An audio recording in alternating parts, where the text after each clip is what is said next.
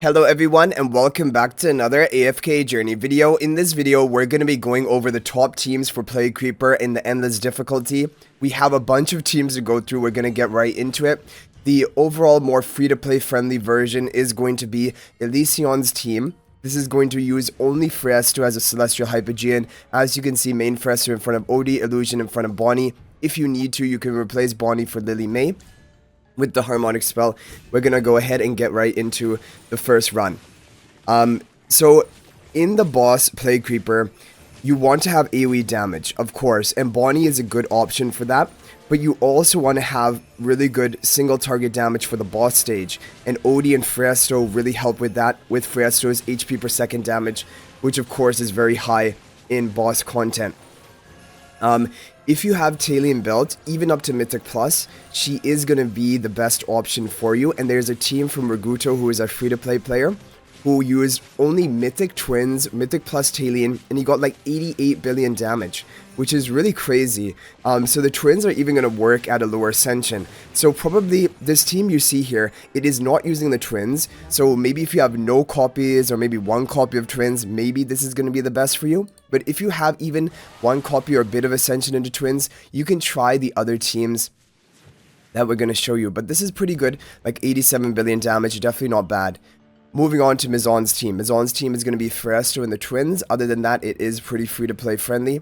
And to look at the positioning, it will be blue-haired Elijah in the back, pink-haired Lila in the front, main Fresto in front of Bonnie, and the Illusion on the Stellar Bond, Odie off to the side with the harmonic spell.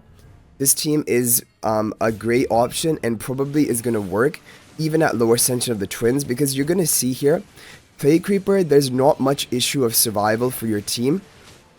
So Twins are going to work at lower ascension. The only time Twins do not work at lower ascension is if they have a chance of dying. But in Plague Creeper, in Endless, when you have reached the level cap, you're not going to have any issue with that. And so you're probably going to be fine to run them at lower ascension. But of course, the higher ascended they are, the better it is for your team, the more damage you will be able to deal. And as for magic charms, try to get your mythic upgrades onto your key damage dealers, whoever you're using.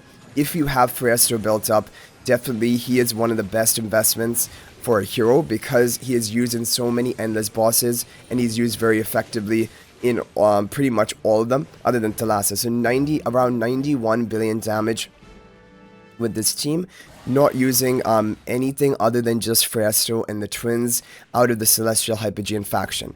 Moving on to Pop Aster's team.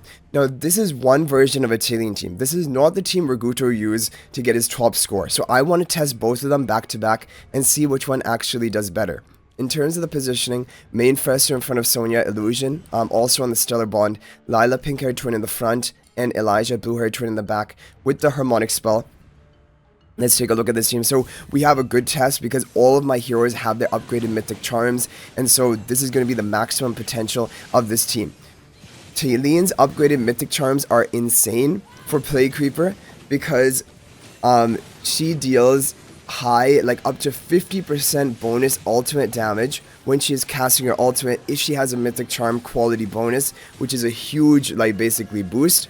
And Talene is really good for Plague Creeper. Like you can see here, she's basically permanently casting her ultimate. This is going to increase her damage a lot. 30 seconds left. We're all the way over 86 billion damage. So Raguto got 88 billion damage, but like we mentioned, he has a low level of investment, only Mythic Twins, Mythic Plus Talene, and of course, like, no Paragon upgrades or anything crazy like that. And so the fact that he got 88 billion damage with the other team, honestly, I want to give it a try. Maybe it will be better than this one. This one got 96 billion, which is not bad. Talene did a huge amount of damage, as you can see here. Definitely 96 billion damage is a great score, but I want to see, will Raguto's team actually do better than this? And as for Raguto's team, it is going to be this with Odie and Talene on the Stellar Bond. And it is going to be main Fresto in front of Talene and Illusion in the back, Elijah blue-haired twin in the back, and Lila pink-haired twin in the front with the Blade Summon artifact. This is another great team.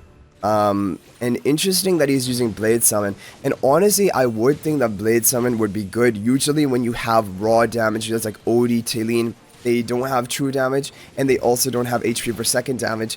if you can use Blade Summon Artifact, that is going to reduce the defenses of the boss to increase their damage output. So that is the reason why they are a good option with the Blade Summon Artifact. But let's see what we can get here.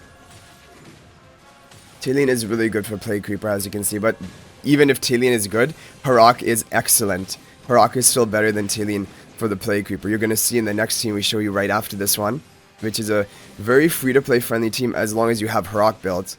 I think it's only using Harak and Fresto.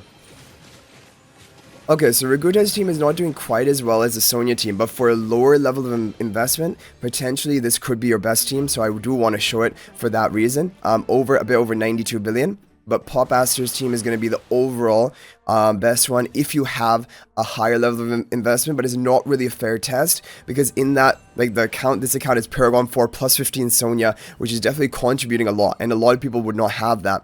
So this may be the best team for you, Raguta's team, so definitely give this one a try as well, even if you have low twins and Mythic plus Talene or above. Okay, Clawpun's team, this is a very good team. I'm very impressed with it because it is only using 2 Celestial Hypogeans, main Professor in front of Harak, Illusion in front of Smokey, and then Ludovic and Bonnie with the Blade Summon Artifact. And this is getting like, this is basically the 3rd best team out there for Plague Creeper, and it is only using 2 Celestial Hypogeans. This is really showing you how dominant Harak is for Plague Creeper, and how Harak will always be the greatest option in Dream Realm for any summoning related boss. And now I want to talk a bit about Athalia. If you guys watch my previous videos about Athalia, you will have an idea of where she is shining, which is definitely PvP.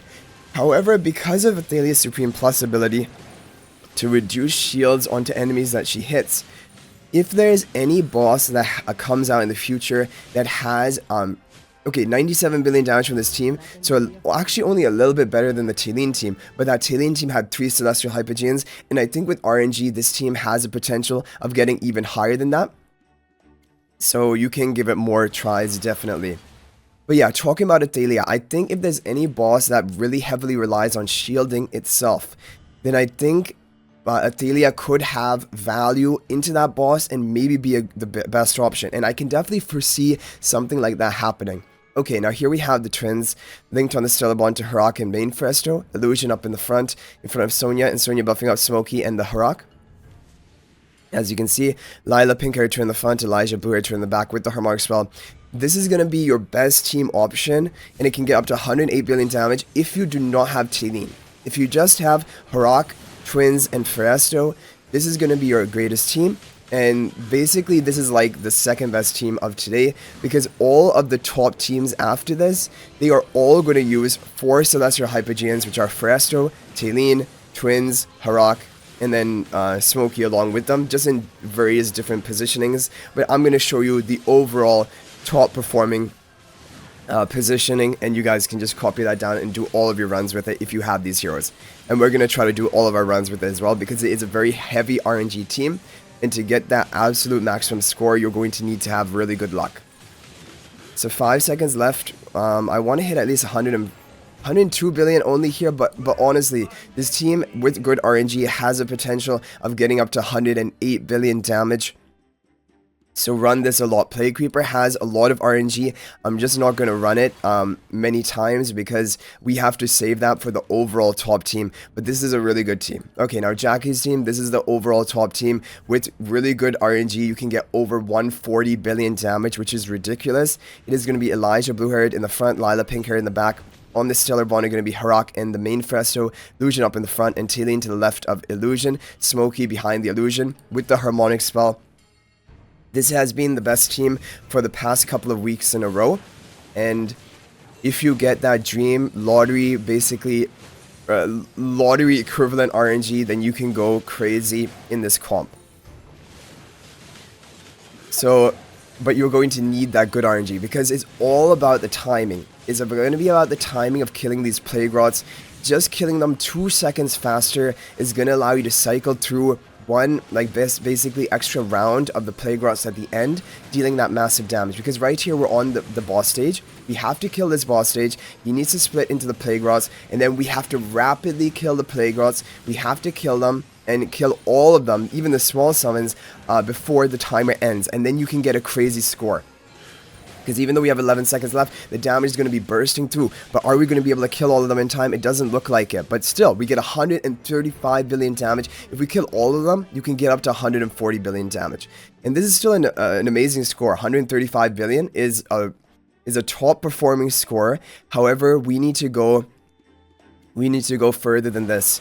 Yeah, the top of today is 140 billion on my server. We're going to try all of our remaining runs. We're going to skip run them and see where we can actually end up. Because I'm sure with all the runs we have left, we'll probably be able to break that 135 billion. Because it is a completely optimizer comp. All of them has mythic charms. All of them Paragon 4 upgrade. All of them plus 20 exclusive equipment. It is just about the RNG. Can you hit it or not? Which is going to determine your final top score. And the other thing about doing all of these extra runs is it does contribute to your missions for lucky keys, for the lucky flip event, and also your guild missions if you haven't already completed them. But probably by now most people would have completed them. But this is all the RNG of Plague Reaper. It is how quickly can you kill the Plague Rots and then burst through the boss stage to have more time for that final round of Plague Rots, and you need to kill all of them. And then when you kill all of them, you're going to be able to get that huge score. But yeah, look at it. It just has a lot of RNG. Maybe we won't be able to break 135 billion. But that is pretty crazy because you guys are seeing we have basically the maxed out account. The only difference between us and maybe other people on this server, they might have 100 or 813, for example, resonating level in Dream Realm. But there's not a big difference between that and 811. And we have all the charm upgrades, so it is just the RNG at this point. We're hitting a lot of 129 billions, but we haven't even broken 130 billion in all of the skip runs we've done up until this point. Yeah, it isn't looking like we're going to be able to break the record right now. 124. We did break our previous week record, which is good, but that is probably also in part due to the fact that we have Talene charms now. But let's see what happens here. 122 billion. Not great. Not great, but let's see. We have a few more runs left, maybe like 5 or 133. Okay, we got another 130 or more run. Only 2 runs left. Okay, so here we go. 2 runs left. Are we going to be able to hit it, or is 135 billion going to be our top score of today? Honestly, I think probably my server did get really lucky to get 140 billion, and actually multiple people above our 135 billion score. Yeah, let's take a look at the rankings. Where did people end up? 138 to 140. That is crazy. That is honestly crazy that 3 people hit 138 billion plus. Anyway, 135 billion, we'll settle for it. It is a great score, but I hope you guys enjoyed this video. Hopefully it's helpful for allowing you to get a top score in the Plague Reaper today. You can try one of the different teams that we showed today, and good luck with them. If there's any other team that worked for you, feel free to share in the comment section.